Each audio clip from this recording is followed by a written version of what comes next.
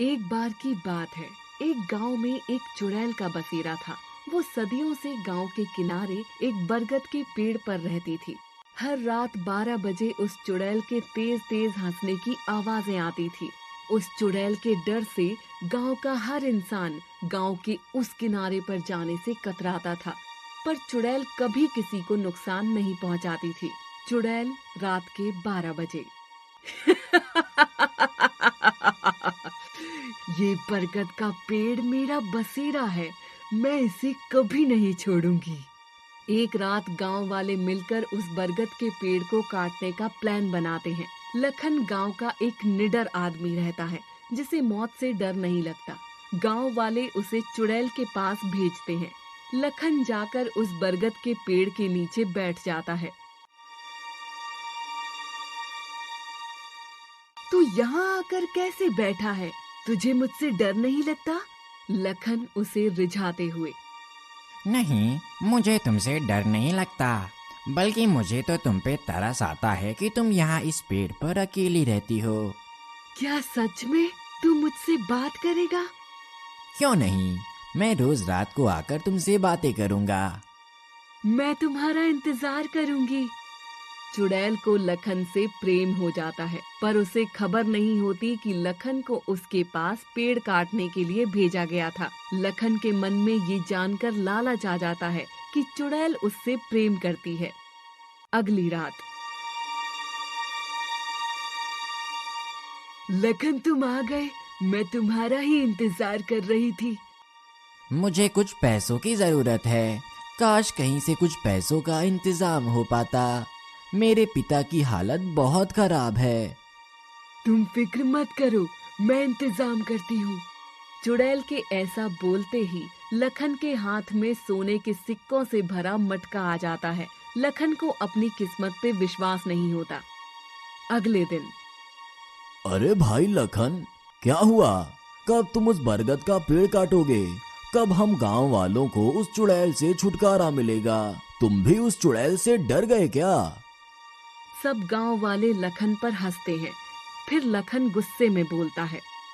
गांव वालों, आज रात 12 बजे मैं उस पेड़ को काटूंगा। मेरी निडरता पे कभी शक मत करना। उसी रात लखन बरगद के पेड़ के नीचे जाकर बैठ जाता है। लखन, अच्छा हुआ तुम आ गए। मुझे तुम्हारी याद आ रही थी। मैं तुमसे प्रेम करती हूँ। तुम्हारे लिए सब कुछ कर सकती हूँ लखन।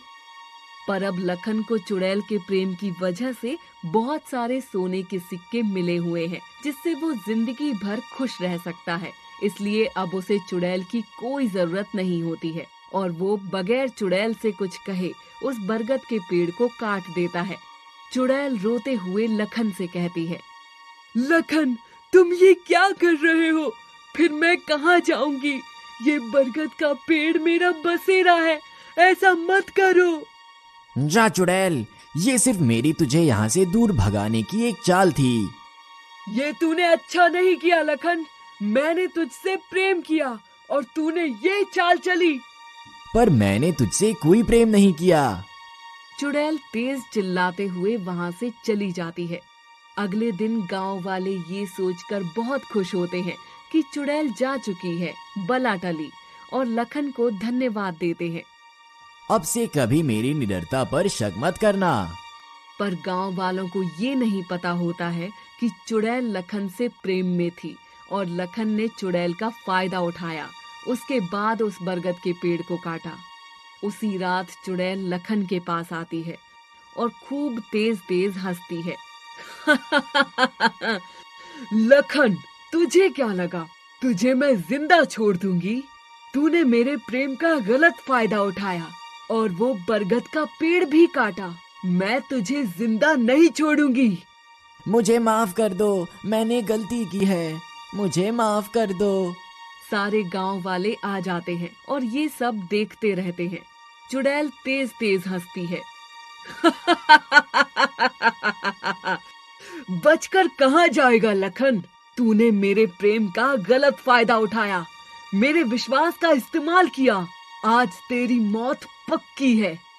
लखन रोते हुए चुड़ैल से विनती करता है। मुझे जाने दो, मुझे माफ कर दो। तब गांव वालों को लखन की सच्चाई पता चलती है कि उसने चुड़ैल के जादू और प्रेम का गलत फायदा उठाया। चुड़ैल लखन को उसी जगह उठाकर ले जाती है जहां वो बरगद का पेड़ था। तेरी मौत पक्की है, तूने मुझे धोखा दिया, एक चुड़ैल को धोखा दिया। इतना कहकर चुड़ैल लखन को ऊंचाई से नीचे फेंक देती है। वहीं लखन की मौत हो जाती है। गांव वालों, मैंने कभी तुम में से किसी को कभी कोई नुकसान नहीं पहुंचाया और इस लखन से मैंने प्रेम किया, इसे दौलत दी, पर इसने मुझे धोखा दिया, इसलिए मैंने इसकी हत्या की। हमें नहीं पता था कि उस लखन ने तुम्हारे साथ ऐसे षड्यंत्र किए। हमें माफ कर दो चुड़ैल। और इस तरह चुड़ैल अपना बदला लेकर बगैर कुछ बोले हमेशा के लिए गांव से दूर चली जाती है।